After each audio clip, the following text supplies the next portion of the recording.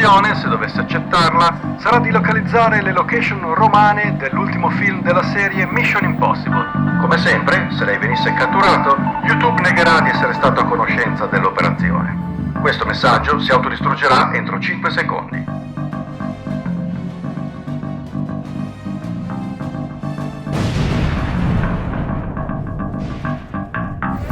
Eccomi di nuovo a Roma, la città eterna, nonché capitale italiana.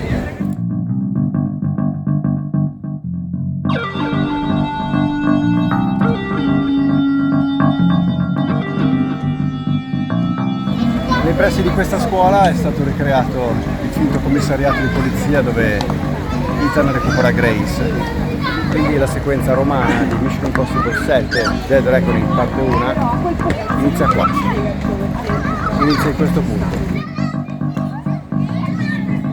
Da qui i due protagonisti scappano e fuggono in questa direzione.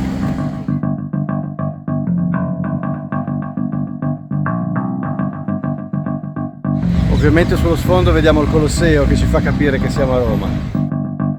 Ora proseguiamo nella stessa direzione dell'inseguimento. Via Vittorino di Feltre gira da questa discesa.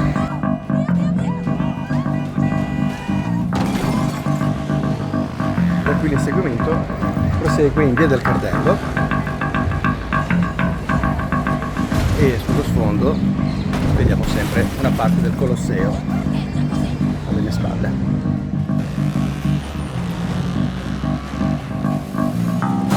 Eccoci, i protagonisti fuggono sotto questo arco da via del Tempio della Pace, siamo proprio nel centro di Roma e riconosciamo i suoi due monumenti simbolo, il Colosseo appunto, l'Anfiteatro Flavio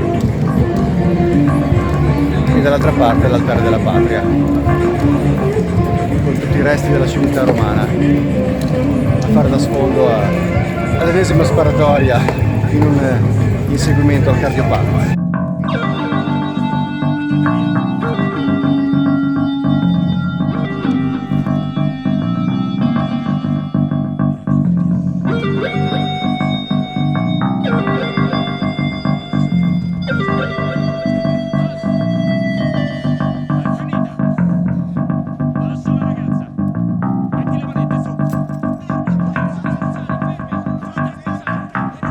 Qui al centro di via dei Fori Imperiali avviene uno scontro a fuoco a metà dell'inseguimento,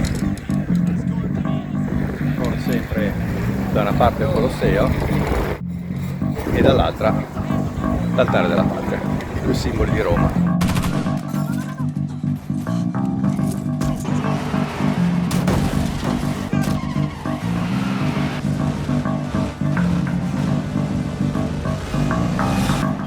Dopo essere passato davanti all'Altare della Patria, l'auto scontra le moto parcheggiate in piazza d'Araceli, per svoltare successivamente nella via con lo stesso nome.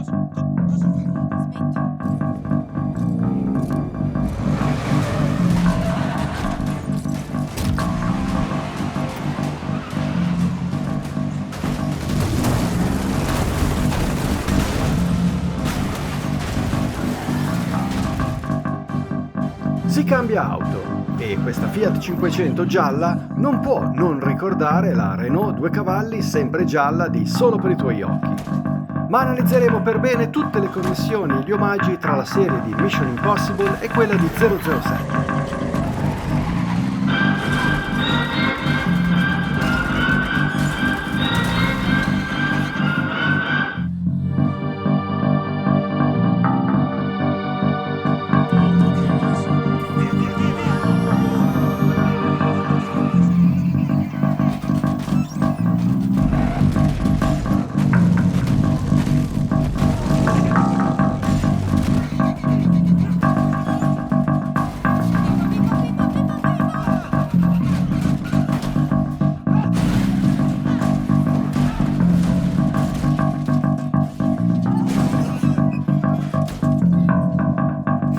La scena utilizza parecchi effetti speciali perché di fatto le automobili devastano la povera scalinata.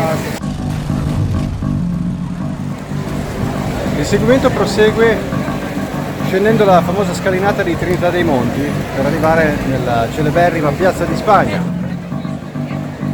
Le auto fanno un paio di giri intorno alla famosa fontana della Barcaccia.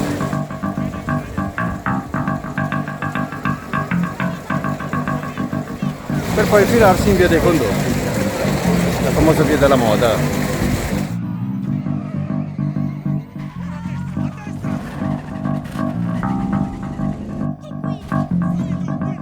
Allora, ricapitolando, la fuga è iniziata dal commissariato di via Vittorino da Feltre, dove abbiamo girato prima in via del Cardello e poi in via del Tempio della Pace per sbucare in via dei Fori Romani.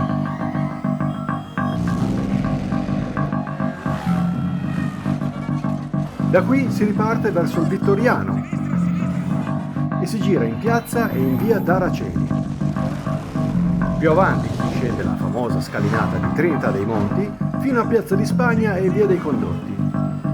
E infine torniamo in via degli Annibaldi, praticamente nella via proprio sotto al punto in cui siamo partiti.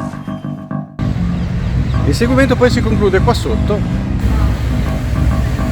in questa via, con l'automobile che si infila in quell'apertura là.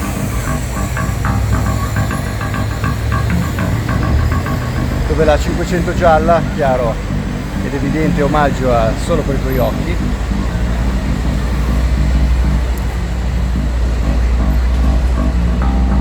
si troverà sui binari della metropolitana e infatti la scena si conclude con Ethan che sbuca dalla fermata della metropolitana, proprio quella del Colosseo. E la sequenza termina qui, praticamente all'uscita della metropolitana del Colosseo. Ovviamente nel film molto meno affollata rispetto a quanto lo è oggi.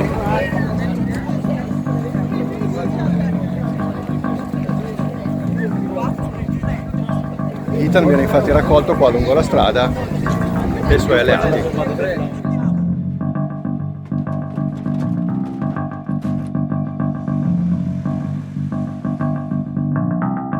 No, non c'entra con me. A presto, con nuove location, buon viaggio!